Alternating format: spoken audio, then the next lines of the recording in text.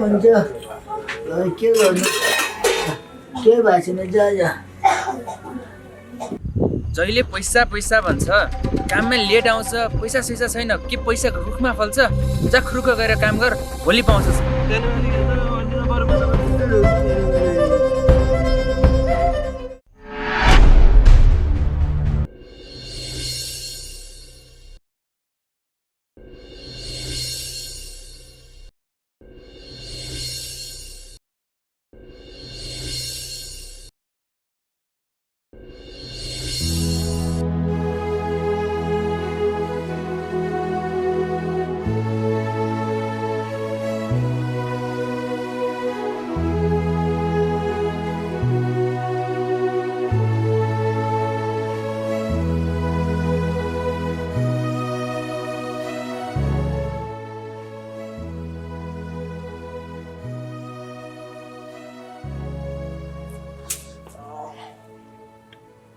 ए बाबु उठिस उठे आमा बिहानै उठ्नु भएको अब के भन्छु बाबै हुन्छ आमा म नि रेडी हुन्छ अनि काममा जान्छु है ल ल तयारी गर काममा जाने ल ल आमा रेडी हुन्छु काममा जान्छु फेरि साउले गाली गर्छ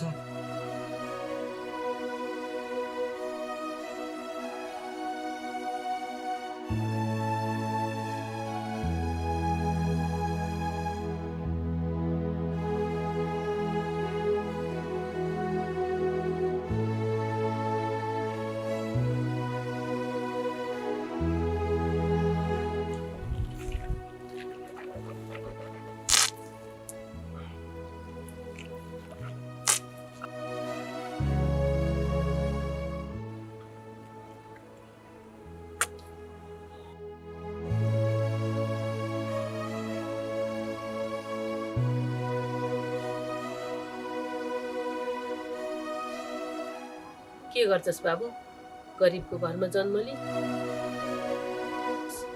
दुःख पाइस् आमा जन्म त मैले रोजेको होइन तर तपाईँको छोरा भएर जन्मिनु नै मेरो गर्वको कुरा हो ल ल बाबु राम्रोसित जा बेलुका चाहिँ अलि चाँडो घर आउनु नि समय खराब छ फेरि घरमा बुवाको यस्तो हालत छ हुन्छ आमा मेरो चिन्ता नगर्नु बाबाको यस्तो हालत छ बाबाको ख्याल गर्नु म जान्छु है बाबु काम गरेर एउटा बुवाको लागि औषधि लिएर आए अनि हुने औषधि नै छैन बुवाले हुन्छ आमा म लिएर आउँछु है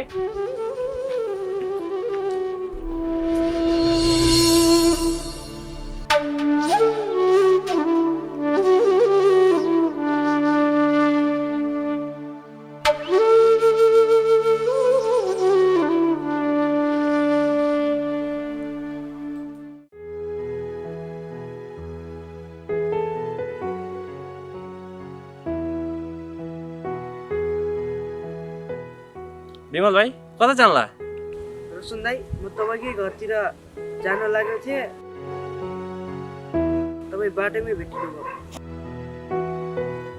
ए किन र भाइ तपाईँ धेरै दिनदेखि स्कुल जानुभएको थिएन रे अनि त्यही भएर मलाई मिलन दाइले पठाउनु भयो ए हुन्छ नि बाबु तिमी जाँदै गर म मिलन दाइलाई भेट्छु नि हुन्छ ल ल दाइ भेट्नु होला त्यहाँसम्म ए हुन्छ बाबु हुन्छ जाऊ ल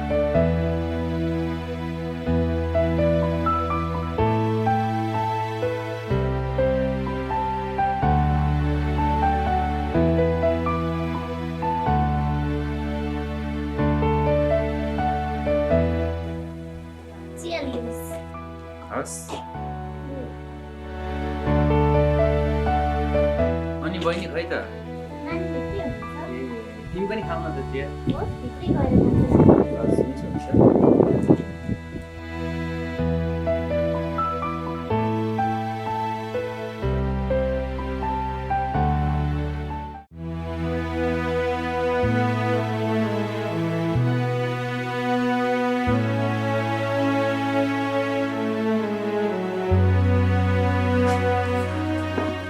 सानो मालिक नमस्कार। तेरो काममा आउने समय यही हो। बिहानदेखि गाईगोठमा गाई कराइरहेको छ, घाँस हाल्नु पर्दैन। कति लेट आएको। हुन त तिमीहरू जस्तो गरिबलाई हात दिन खोज्दा हातै खान्छौ। जा खुरुक्क गोठमा गएर गाईले घाँस हाल, बिहानदेखि कराइरहेको छ। जा हस् सानो मालिक। ल ल जा जा छिटो जा छिटो जा। ढिलो आउँछ।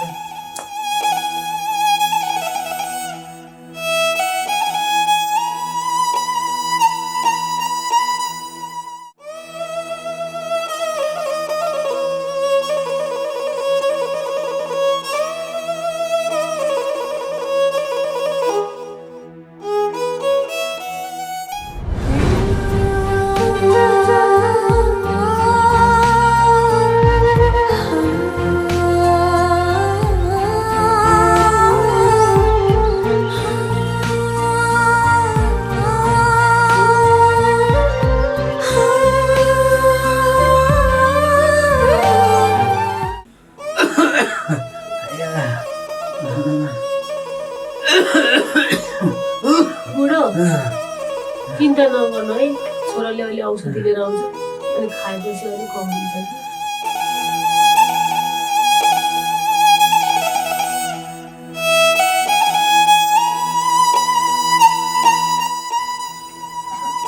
भाइ बुढी अब छोराले करे औषधि ल्याउला अनि खाउला भनेर आएछ भनेर 5 लाख खोकीले मन लगाइसक्यो।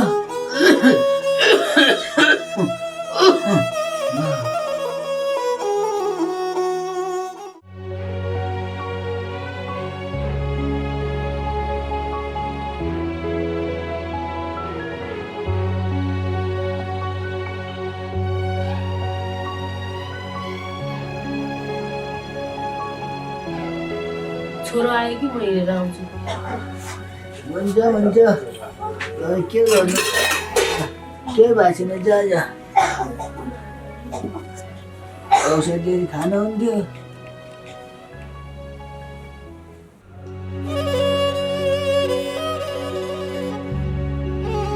छोरा के भयो? के भएको छैन आमा? त आमासँग झुट बोल्छस्? म तेरो आमा हुँ। तेरो आँखा हेरेर तेरो सबै कुरा मैले बुझ्छु। काम गरेको ठाउँमा साउली पैसा दिएन होला होइन? गरिब भएर जन्मिनु पाप हो र आमा?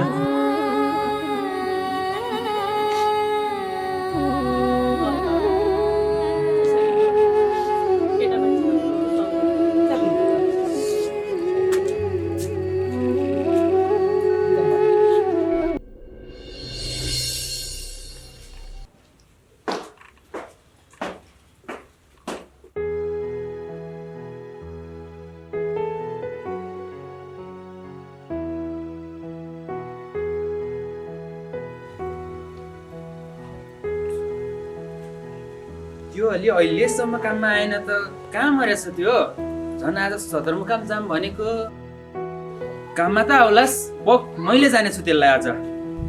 बुढी बुढी मेरो सदरमुकाम जानुपर्ने काम पर्यो। त्यो अलि एकछिनमा आउँछ होला, म लाग्यो है त। ए हस् ल।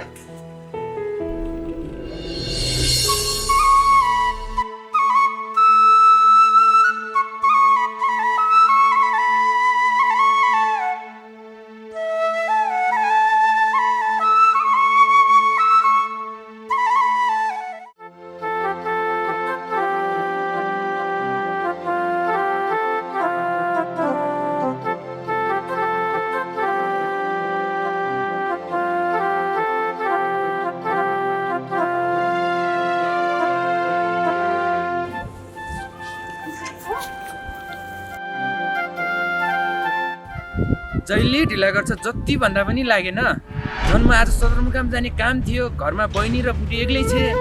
जहिले लेट आउँछ, घरमा गएर त्यहाँ सघाउने, त्यहाँको घरको कुनै पनि सामान हरायो भने तेरो नाममा राखिदिन्छु, बुझेस्? हुन्छ मालिक, म राम्रोसँग हेर्छु नि।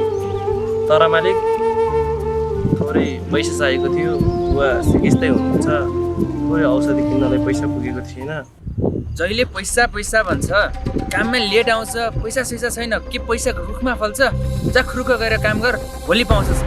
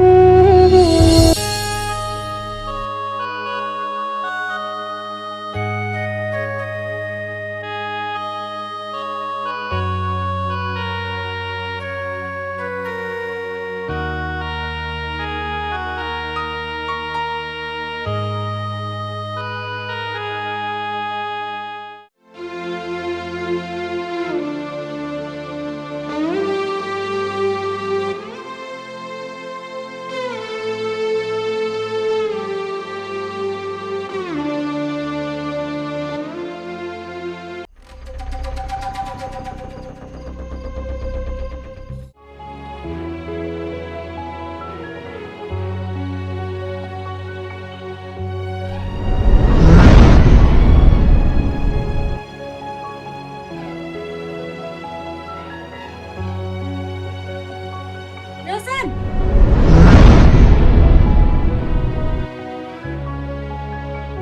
एकछिन यता आऊ न।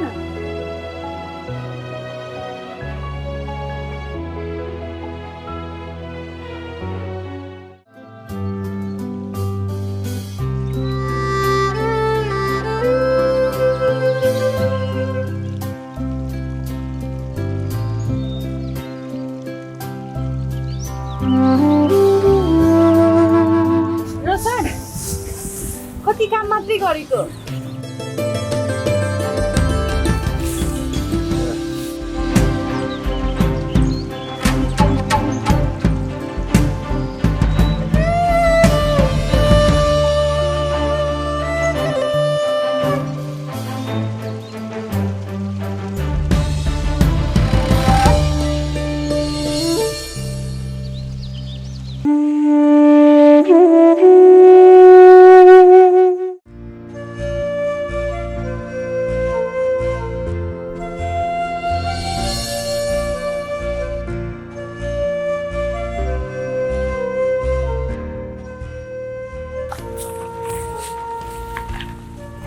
रोशनी, त्यो एकान्त ठाउँमा मलाई किन बोलाएको तिमीले?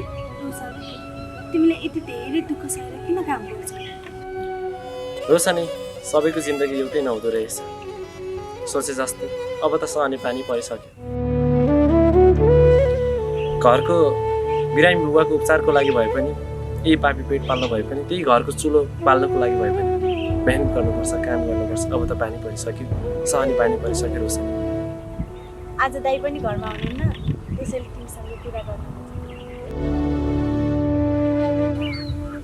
रोशन किन हो किन तिम्रो वरिपरि रहनु मन लाग्छ।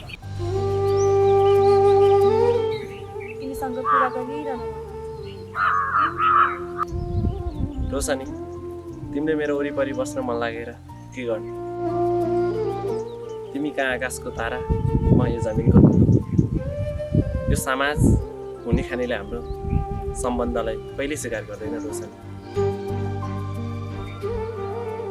आफ्नो जीवन त धान्न सकेको छैन, एउटा बिरामी बुवाको उपचार त गर्न सकेको छैन। तिम्रो घरमा हले बसेर मेरो घरको चुलो चलेको छ। यो कुरा तिम्रो दाइले थाहा पायो भने के हालत हुन्छ? मेरो बुवा आमाको पेटमा लात जस्तो हुन्छ रोशनी।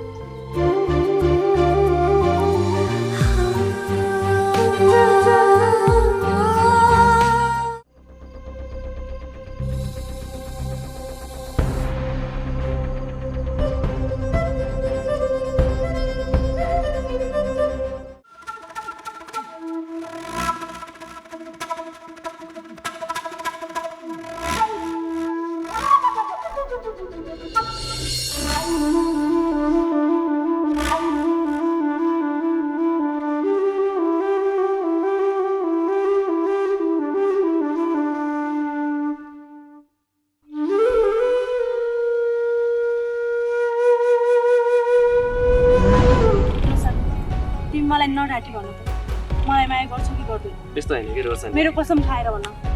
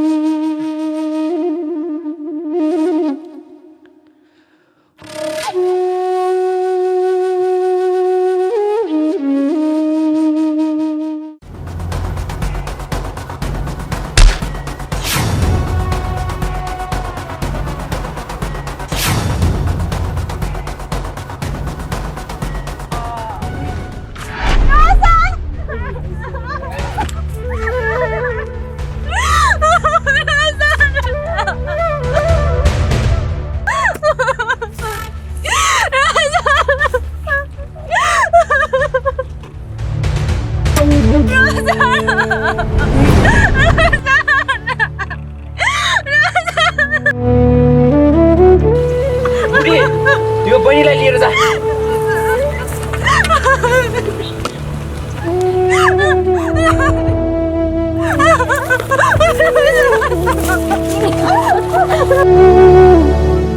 साले नाथे गरिब जुन थालमा खायो त्यही थालमा थुक्छस् तँलाई काम केही छैन भनेर मैले हलीमा राखेको थिएँ मेरो बहिनीसँग नारिएर हिँड्छस् साले मरेर बस